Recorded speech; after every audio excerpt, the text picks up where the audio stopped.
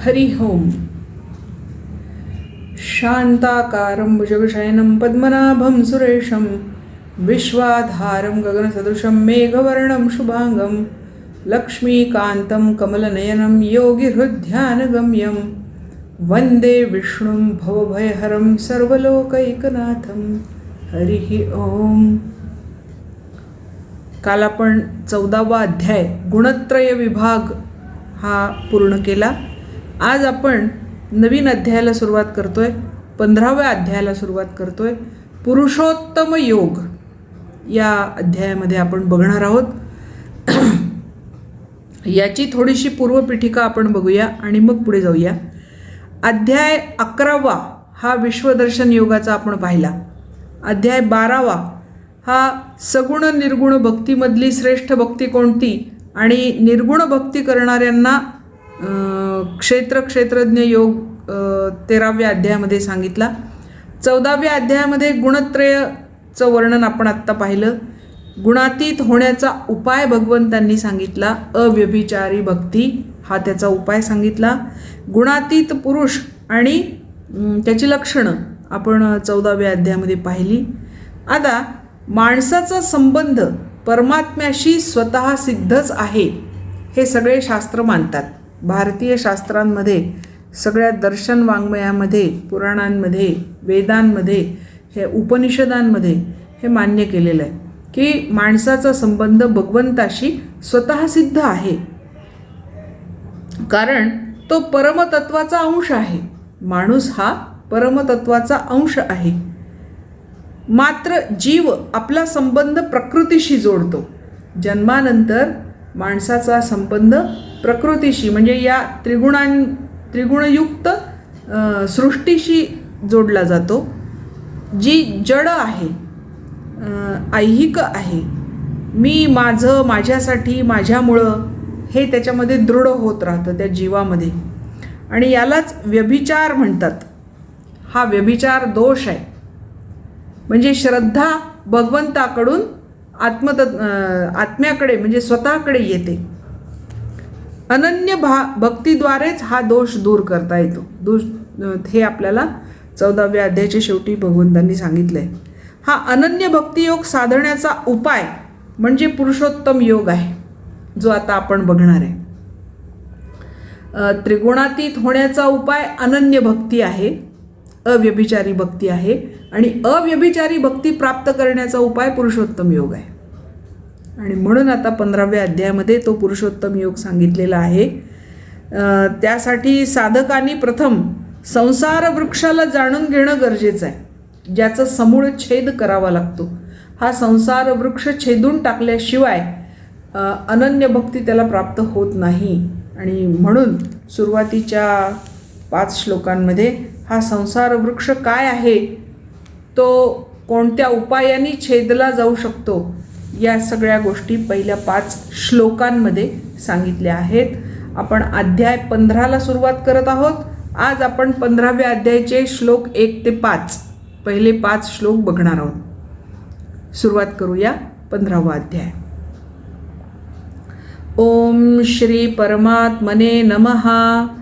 श्री भगवान उवाच. ओम श्री परमात्मने नमः. अथ 15ोऽध्यायः. भगवान् उवाच. ऊर्ध्वमूलमधः शाखम् अश्वत्थं प्राहुरव्ययं छन्दांसि यस्य पर्णानि यस्तं वेद स वेदवित्. वेद स वेदवित्. जो हे जाणतो त्याला वेदवित् म्हणावं. काय जाणतो? ऊर्ध्वमूलम अधशाखम. वरती मूळ आहे आणि खाली शाखा आहेत, फांद्या आहेत. अशा ज्याला अश्वत्थम प्राहुः अव्ययम, ज्याला अव्यय असा अश्वत्थ वृक्ष असं म्हणतात. याचं मूळ वर आहे आणि फांद्या खाली आहेत. छंदांसी यस्य पर्णानी, ज्याची पानं म्हणजे वेद आहेत. यहा वेद सवेदवित्. तं स वेदवित, जो हे जाणतो त्याला वेदवित म्हणावं. म्हणजे वेद जाणणारा, ज्ञान झालेला, ज्ञानी असं म्हणावं असं म्हटलेलं आहे. आता असं सगळं पाहिलं की आपल्याला सुद्धा गंमत वाटते की वर मूळ आणि खाली फांद्या असं कधी असतं का? पण हा संसार रूपी जो वृक्ष आहे तो असाच आहे, त्याचं मूळ वर आहे. मग आता हे ऊर्ध्व मूल काय आहे तर आदिपुरुष हे या संसार वृक्षाचं मूळ आहे. आदिपुरुष म्हणजेच भगवत तत्व किंवा ब्रह्मतत्व. तर सर्वांचा आधार असणारा भगवान नारायण हा सगळ्यात वर आहे. म्हणजे ब्रह्मलोक हा सगळ्या लोकांच्या वर, सगळ्या लोकांच्या खूपच वर, तिथपर्यंत देवतासुद्धा लवकर पोचू शकत नाहीत, इतक्या तो वर आहे. तर तो जो भगवत लोक आहे किंवा नारायणांचा जो लोक आहे तो सगळ्यात वर आहे. नित्यधाम म्हणतात त्याला. त्या नित्यधामामध्ये सगुण रूपाने भगवंत निवास करतात. तोच मायाधीश या संसार वृक्षाचं मूळ आहे. म्हणून संसार वृक्षाला ऊर्ध्वमूल असं म्हणतात. तो भगवंतच या संसार वृक्षाचं मूळ आहे आणि ते कुठे आहे तर वर आहे. अधशाखम, त्याच्या शाखा अध म्हणजे खाली, त्याच्या फांद्या खाली आहेत, खालच्या बाजूला वळलेल्या आहेत. मग त्यातलं असं का म्हटलं तर वर मूळ आहे आणि त्याला मग आता खोड आहे मध्ये. ती मुख्य शाखा ती आहे ब्रह्मदेव, कारण ही सृष्टी कोणी निर्माण केली? ब्रह्मदेवाने निर्माण केली. आणि ब्रह्मलोकाच्या खालचा लोक म्हणजेच हा ब्रह्मदेवाचा लोक आहे. हिरण्यगर्भरूप ब्रह्मदेव हा भगवंतापेक्षा कनिष्ठ म्हणजेच अधः म्हणजे नित्यधामाच्या खाली या ब्रह्मदेवाचा लोक आहे. तो या संसाराचा विस्तार करतो. म्हणून ब्रह्मदेव या संसार वृक्षाची मुख्य शाखा आहे, ज्याला आपण खोड म्हणूया. ते मुख्य शाखा जी आहे ती अधशाखम अश्वत्थम, खाली शाखा असणाऱ्या या अश्वत्थ वृक्षाला अव्ययम, अव्यय जाणावं, म्हणजे तो कधीही नष्ट होत नाही. हा संसार रूपी वृक्ष, हा संपूर्ण वृक्ष अव्यय आहे, याचा व्यय होत नाही. ते काय कारण आहे आपण बघूया, पण त्याला अव्यय असं म्हटलेलं आहे. या संसार वृक्षाचं मूळ अव्यय आहे, कारण मूळ अव्यय आहे ना. मूळ कोण आहे? भगवंत आहे आणि तो अव्यय आहे. त्याच्यामुळे त्याच्यापासून निर्माण झालेला हा वृक्ष अव्यय आहे. या सर्व गोष्टी जो तत्वतः जाणतो तो वेदांचे सार, वेदांचं तात्पर्य जाणणारा म्हणजेच वेदवित म्हणवला जातो. नाशिवंत क्षणभंगूर संसाराचं चिंतन सोडून भगवंतांचं नित्य निरंतर अनन्य भक्तीने चिंतन करणे हे वेदांचं सार आहे. आणि हे वेदांचं तात्पर्य जो जाणतो त्याला वेदवित म्हणावं. पुन्हा एकदा रिपीट करते मी. नाशिवंत क्षणभंगूर संसाराचं चिंतन सोडून, जे की आपण करतो,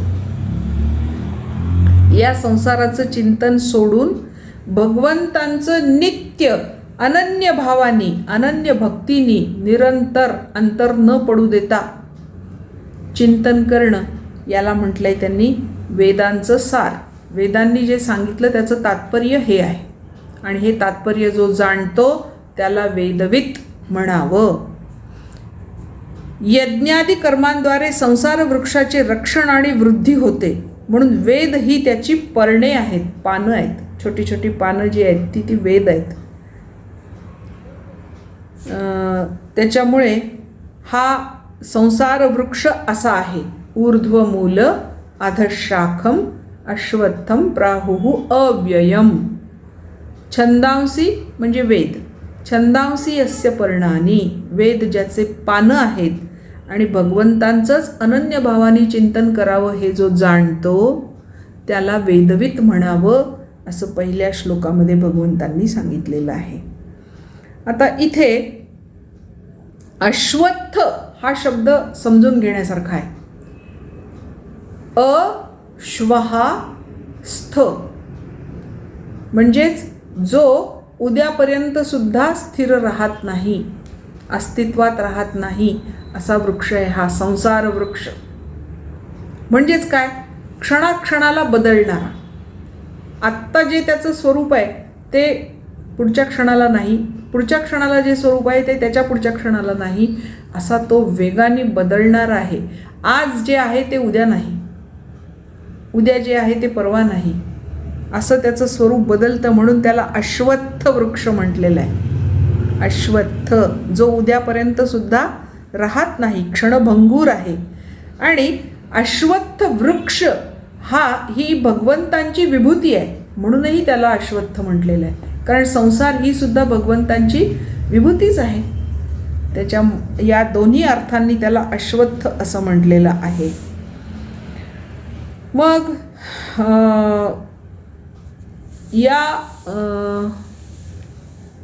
याच्या नंतरच्या पुढच्या श्लोकामध्ये त्याचं आणखी विवेचन केलेलं आहे. या अश्वत्थ वृक्षाचं विवेचन.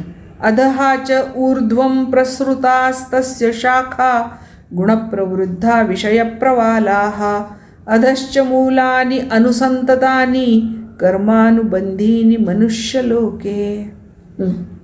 कर्म अनुबंधीनी मनुष्यलोके. मनुष्यलोक म्हणजे मर्त्यलोक, मृत्यूलोक म्हणजेच पृथ्वीलोक. या पृथ्वीलोकामध्ये अहंता, ममता, वासनारूपी जी मुळं आहेत त्यामध्ये मनुष्य योनीतले लोक कर्मानुसार बांधले जातात. अहंता, ममता, वासना, कल्पना वगैरे ह्या माणसांना बांधून टाकणाऱ्या आहेत. इतर योनींमध्ये केवळ कर्मफळ भोगण्याचा अधिकार आहे. मग पशु असतील, पक्षी असतील, कीटक असतील, वनस्पती असतील, ते त्यांच्या कर्माचा जो काय भोग त्यांना भोगायचा आहे ते भोगतात. त्यांना कर्माचं स्वातंत्र्य नाही. त्यांना आपला उद्धार करून घ्यायचा का नाही घ्यायचा याचं स्वातंत्र्य नाही. त्यांनी फक्त कर्माची फळं भोगायची आणि ती भोगून झाली की पुढचा जन्म प्राप्त करायचा. पण माणूस तसा नाही आहे. माणसाला कर्माचं पण स्वातंत्र्य आहे आणि नवीन कर्म करण्याचा अधिकार पण आहे. हे बाकीच्या योनीतल्या लोकांना नवीन कर्म करण्याचा अधिकार नाही. त्यांची जी कर्म आहेत ती त्यांच्या जन्मजात मिळालेली कर्म आहेत, तीच ते करतात, त्याच्यापेक्षा वेगळे करत नाहीत. म्हणून कर्म अनुबंधीनी मूलानी मनुष्यलोक हा पृथ्वीलोक जो आहे हा कर्मानी बांधून टाकणारा लोक आहे. त्याचं मूळ हे कर्मामध्ये आहे. आणि ते कसं आहे, अधहाच ऊर्ध्वं च प्रसृता तस्य शाखा. त्या मुख्य शाखेला ज्या अनेक शाखा फुटल्या, अनेक फांद्या फुटल्या, त्या काही वर पण वाढलेल्या आहेत आणि काही खाली पण वाढलेल्या आहेत. वृक्षाच्या वरच्या बाजूला आणि खालच्या बाजूला पण त्या वाढलेल्या आहेत. कारण काय, गुणप्रवृद्धा. हा वृक्ष कसा आहे, गुणांनी वाढलेला आहे. त्याला गुणरूपी, त्रिगुणरूपी पाणी घातल्याने तो वाढलेला आहे. आणि विषयप्रवाल त्याच्यामुळे त्याला, त्या त्रिगुणांमुळे त्याला विषयरूपी पालवी फुटलेली आहे.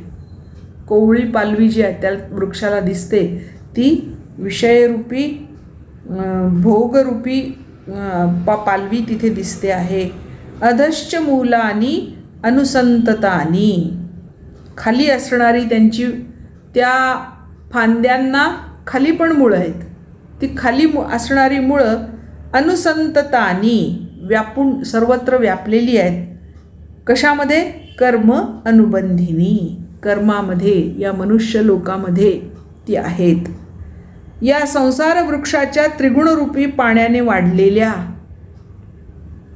विषय भोगरूपी अंकुरांच्या मनुष्य, देव, पशुपक्षादी फांद्या खाली आणि वर सर्वत्र पसरलेल्या आहेत.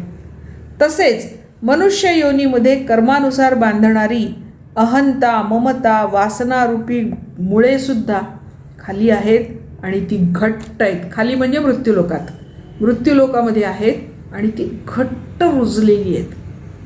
ती आता काढणं शक्यच नाही. प्रत्येकामध्ये अहंता आहे, ममता आहे, वासना आहेत, कल्पना आहेत, त्या निघणं शक्य नाही. खाली आणि वर सर्व लोकांमध्ये ते व्यापून राहिलेलं आहे. तात्पर्य काय तर मनुष्य योनीमध्येच विवेकाद्वारे मनुष्य अहंता ममता वासनांमधून मुक्त होऊ शकतो. इतर योनींमध्ये त्याला ते स्वातंत्र्य नाही. पण परमतत्वाचा अनुभव घेण्यासाठी दोषरहित होणं गरजेचं आहे. ते तो होत नाही, दोषांकडे जात राहतो. त्याच्या उलट पशु इत्यादी योनींमधले लोक आपापला भोग भोगून संपवून मनुष्य योनीकडे जाण्याचा मार्ग प्रशस्त करतायत स्वतःचा, आणि मनुष्य मात्र निषिद्ध कर्म करून पुन्हा पशु योनीकडे जाण्याचा मार्ग प्रशस्त करतो आहे.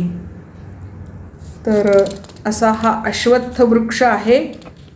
ऊर्ध्वमूलम अधशाखम अश्वत्थम प्राहुरव्ययम छंदांसी यस्य पर्णानि यस्तं वेद स वेदवित् अधश्च ऊर्ध्वं प्रसृता तस्य शाखा गुणप्रवृद्धा विषयप्रवालः अधश्च मूलानि अनुसंततानि कर्मानुबंधीनि मनुष्यलोके. कर्मानी बांधून टाकणाऱ्या मनुष्य लोकांमध्ये त्यांची ही अवस्था आहे. आता तिसऱ्या श्लोकामध्ये हे जे आम्हाला दृश्य जग दिसतं ते आत्ता जसं वर्णन केलं तसं दिसत नाही. ते का तर ते तिसऱ्या श्लोकात सांगितलंय. न रूपमस्येह तथोपलभ्यते. आम्हाला ते तसंच्या तसं रूप काही प्राप्त होत नाही. जे इथे वर्णन केलेलं आहे, शास्त्रांमध्ये वर्णन केलेलं आहे, असं सृष्टीचं रूप आम्हाला दिसत नाही. म्हणजे ऊर्ध्वमूल अधशाखा आम्हाला काही दिसत नाही. न अंतो न चादिर न च संप्रतिष्ठा. त्याचा आम्हाला अंत कळत नाही, त्या वृक्षाचा आम्हाला आधी कुठे तेही कळत नाही, आणि तो नेमका कुठे स्थिर झालेला आहे तेही कळत नाही. अश्वत्थमेनं सुविरूढमूलम. हा अश्वत्थ वृक्ष ज्याची मुळं घट्ट रुजलेली आहेत असं तुम्ही सांगता, त्याची ती मुळं कशी कापायला पाहिजेत? असंग शस्त्रेण दृढेन छित्वा. असंगरूपी शस्त्रांनी दृढ निश्चयाने त्याला छेदावं लागतं. आता हे झालं शब्दशः वर्णन. ह्याचा नेमका अर्थ काय ते आपण बघू. या संसार वृक्षाचं स्वरूप जसं सांगितलं आहे तसं इथे विचार करता सापडत नाही. कारण याचा आधी सापडत नाही, कुठून सुरू झालं काही कळत नाही, अंत तर मुळीच कळत नाही, आणि ते उत्तम प्रकारे स्थिरही नाही.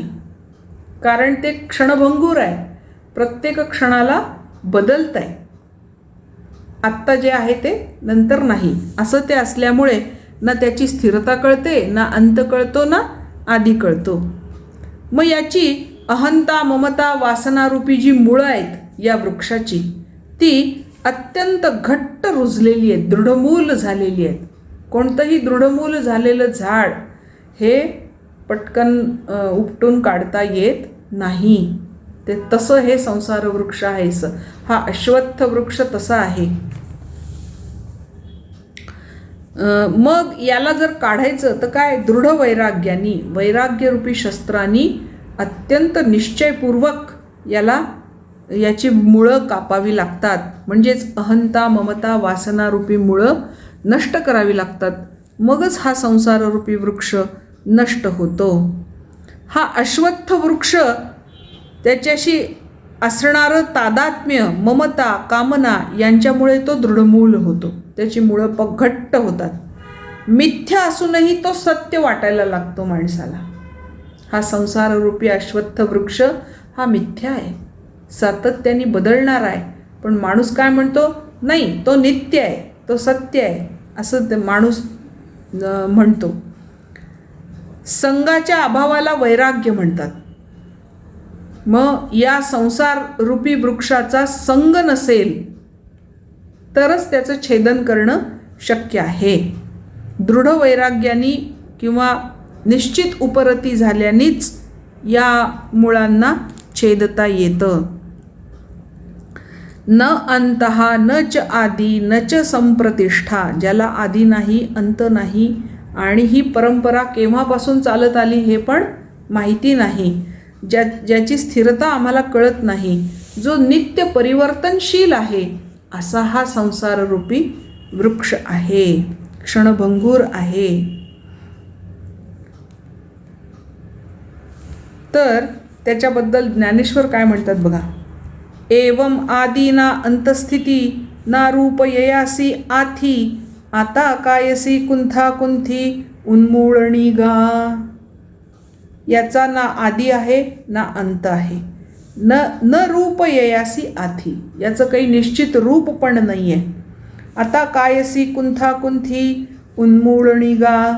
मग आता याचं उन्मूलन करायचं, याला छेदून टाकायचं, तर ते कसं करावं.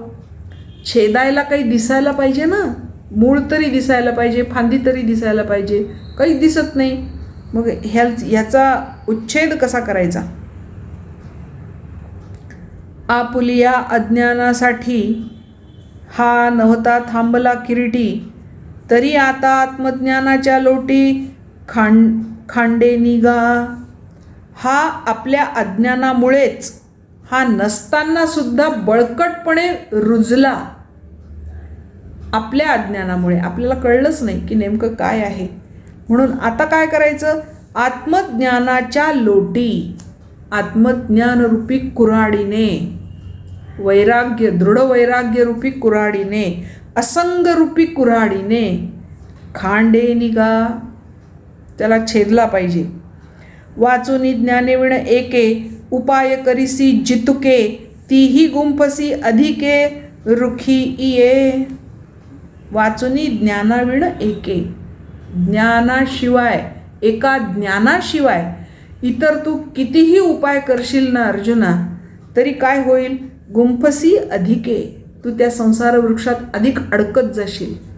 त्याला एकच उपाय आहे आणि तो आहे ज्ञानरूपी अग्नी किंवा वैराग्यरूपी कुठार.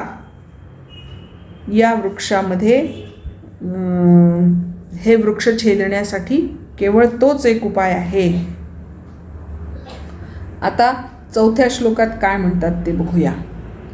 ततः पदं तत्परिमार्गितव्यं यस्मिन् गतान निवर्तन्ति भूयः, तमेव चाद्यं पुरुषं प्रपद्ये यतः प्रवृत्ति प्रसृता पुराणी. प्रपद्ये यतः प्रवृत्ती प्रसृता पुराणी. ज्याच्यापासून ही पुरातन प्रवृत्तीरूप परंपरा विस्तार पावली आहे, प्रसृत, विस्तार पावलेली आहे. असं तम एव आद्यम पुरुषम प्रपद्ये, त्याच आदिपुरुषाला शरण गेलं पाहिजे.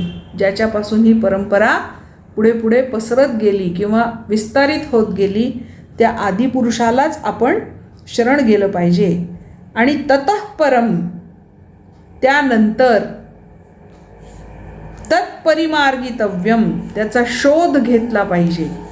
यस्मिन गतान निवर्तन्ति भूयः, ज्याच्याकडे गेल्यानंतर पुन्हा जन्म घेण्यासाठी पृथ्वी तलावर यावं लागत नाही, अशा त्या परमतत्वाचा शोध घ्यावा. पण आधी त्याला शरण जावं, कारण ही सगळी परंपरा त्याच्यापासूनच निर्माण झाली. मुख्य मूळ तर तेच आहे, म्हणून त्या मुळालाच शरण गेलं पाहिजे. त्याच्यानंतर त्याचा शोध घेतला पाहिजे. त्या तो वृक्ष छेदल्यानंतर, संसार वृक्ष छेदल्यानंतर त्या परमपदरूप परमेश्वराला चांगल्या प्रकारे शोधले पाहिजे. जिथे गेलेला माणूस संसारात परत येत नाही आणि ज्या भगवंतांपासून या प्राचीन संसार वृक्षाची परंपरा विस्तार पावली आहे, त्या आदिनारायणाला मी शरण आहे, अशा दृढ निश्चयाने त्या परमेश्वराचे मनन आणि निधिध्यासन केल्यानंतर मगच आपल्याला या संसार वृक्षाचं उच्छेद करता येतो, त्याला तोडून टाकता येतं, त्याचा मूळ बंध काढून टाकता येतो. मग आता या भगवंताला प्राप्त करायचं कसं? प्रत्येक ठिकाणी हा प्रश्न येतो आणि प्रत्येक ठिकाणी भगवंत त्याला माणसाच्या प्रवृत्तीनुसार वेगळं वेगळं उत्तर देतात, पण एकाच ठिकाणी नेणारं उत्तर देतात. आता इथे पण तसंच उत्तर दिलेलं आहे. निर्माण मोहा जितसंग दोषा अध्यात्म नित्या विनिवृत्त कामाः द्वंद्वैर्विमुक्ताः सुखदुःख संज्ञैः गच्छन्त्य मूढाः पदमं व्ययं तत्. गच्छन्ति अमूढाः पदम अव्ययम तत्. अमूढाः म्हणजे ज्ञानी, मूढ म्हणजे मूर्ख, अमूढ म्हणजे ज्ञानी. अमूढाः पदम अव्ययम तत् गच्छन्ति, त्या अव्यय पदाला जाऊन पोहोचतात, म्हणजे त्या अव्यय परमेश्वराला जाऊन प्राप्त होतात. पण कोण? निर्माण मोहा, ज्यांना मान आणि मोह यांच्याबद्दल काही देणं घेणं नाही, किंवा मान आणि मोह ज्यांच्याकडून नष्ट झालेला आहे. जितसंग दोष, हा आसक्तीरूपी दोष ज्यांनी जिंकून टाकलेला आहे, म्हणजे त्यांना आसक्ती कशामध्येही नाही असे. अध्यात्मनित्या, केवळ भगवंतामध्येच रममाण असणारे. विनिवृत्त कामाः, ज्यांच्यातला काम निघून गेलं, निवृत्त झालेला आहे, म्हणजे कुठल्याही प्रकारच्या इच्छा त्यांच्यामध्ये निर्माणच होत नाही. द्वंद्वैहि विमुक्ताः, जे द्वंद्वापासून मुक्त आहेत, द्वंद्व त्यांचं मन चित्त विचलित करू शकत नाही. सुखदुःख संज्ञैहि, सुख आणि दुःख नामक द्वंद्वापासून ते मुक्त आहेत असे. गच्छन्ति, जातात. अमूढः, ज्ञानी लोक. पदम अव्ययम तत्, त्या अव्यय पदाला जाऊन प्राप्त होतात. मग आता याच्याबद्दल ज्ञानेश्वर काय म्हणतात बघा. हे किती बोलू असागडे, जेबी परमाणू नुरे वायू पुढे, तैसे विषयाचे नावडे नावची जया. हे अर्जुना, हे किती बोलू, मी तुला किती वेळा सांगू, पुन्हा पुन्हा तेच तेच. जेवी परमाणू नुरे वायू पुढे, ज्याप्रमाणे वायू समोर परमाणू काही शिल्लक राहत नाही. परमाणू जर वायू समोर आला तर उडून जाईल, त्याचं अस्तित्व शिल्लक राहत नाही. तैसे विषयाचे नावडे नावची जया, त्याप्रमाणे ज्याला विषयांची अजिबातच आवड राहत नाही, जो विषयांकडे पाहत पण नाही, विषय त्याच्या समोर आले तर नष्ट होतात, उडून जातात. एवं जे जे कोणी ऐसे केले ज्ञानाग्नी हुताशे, तेथ मिळती जैसे हेमी हेम. ज्ञानाग्नीनी हुताशे, ज्ञानरूपी अग्नी, हुताश म्हणजे अग्नी, ज्ञानरूपी अग्नीमध्ये ज्यांनी हिणकस गोष्टी जाळून टाकल्या आणि चोख सोनं त्याच्यातून निर्माण केलं, म्हणजे आत्मज्ञान त्यांना प्राप्त झालं असे. तेथ म्हणजे कवणे ठाई ऐसे पुससी काही, तरी ते पदगा नाही वेचू जाय. तिथे म्हणजे कुठे, हे पद कुठे आहे तर अव्यय वस्तूच्या ठाई परमात्म्यामध्ये ते जाऊन पोहोचतात, त्या ठाई जाऊन पोहोचतात. दृश्यपणे देखिजे का ज्ञेयत्वे जाणीजे, अमुके ऐसे म्हणीजे ते जे नोव्हे. ही वस्तू दृश्य स्वरूपात दिसत नाही, म्हणजे आत्मतत्व जे आहे ते वस्तूच्या दृश्य स्वरूपामध्ये दिसत नाही, ज्ञानाचा विषय होत नाही. किंवा अमुक एक असं त्याला हे म्हणजे परमतत्व असं काही दाखवता येत नाही, असं ते परमतत्व आहे. त्या परमतत्वाला अमूढः गच्छन्ति, जे ज्ञानी लोक आहेत ते जातात. ज्ञानी कोण आहेत निर्माणमोहा जितसंगदोषा अध्यात्मनित्या विनिवृत्तकामः द्वंद्वैर्विमुक्तः सुखदुःखसंज्ञै. हे 5 लक्षणं ज्यांच्यात असतात त्यांना ज्ञानी म्हणतात. आणि ते ज्ञानी लोक अव्यय पदाला जातात, कारण त्यांनी संसाररूपी वृक्षाचं मूळ दृढ अशा असंग आणि वैराग्य या गुणांनी छेदून टाकलेलं असतं आणि म्हणून त्यांना ते प्राप्त होतं. असं विवेचन या पुरुषोत्तम योगाच्या पहिल्या 5 श्लोकांमध्ये भगवंतांनी इथे केलेलं आहे. अध्याय 15वा पहिले 5 श्लोक आपण म्हणणार आहोत आणि थांबणार आहोत. अध्याय 15वा पहिले 5 श्लोक. ओम श्री परमात्मने नमः. अथ पंचदशोऽध्यायः. श्री भगवानुवाच. ऊर्ध्वमूलमधः शाखम् अश्वत्थं प्राहुरव्ययम् छन्दांसि यस्य पर्णानि यस्तं वेद स वेदवित्. ऊर्ध्वमूलमधः शाखम् अश्वत्थं प्राहुरव्ययम् छन्दांसि यस्य पर्णानि यस्तं वेद स वेदवित्. अधश्चोर्ध्वं प्रस्तुतास्तस्य शाखा अधश्चोर्ध्वं प्रसृतास्तस्य शाखा गुणप्रवृद्धा विषयप्रवालाः गुणप्रवृद्धा विषयप्रवालाः. अधश्च मूलान्यनुसन्ततानि कर्मानुबन्धीनि मनुष्यलोके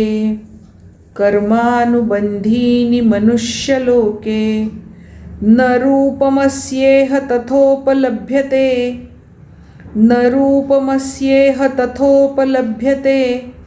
नान्तो न चादिर्न च सम्प्रतिष्ठा.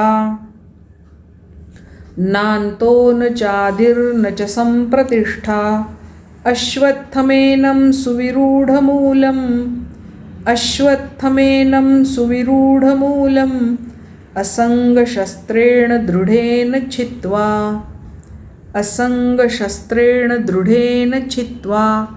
ततः पदं तत्परिमार्गितव्यं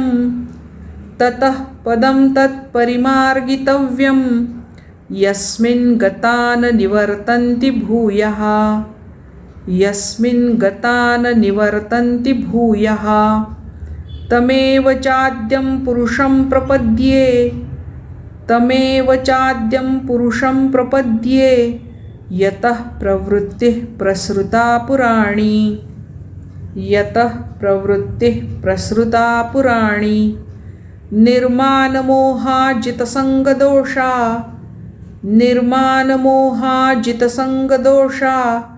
अध्यात्मनित्या विनिवृत्तकामाः.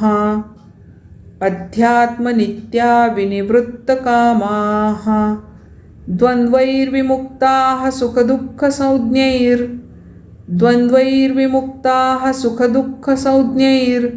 गच्छन्त्यमूढाः पदमं व्ययं तत्. हरिः ओम. आज इथे थांबू. पुढचा भाग उद्या.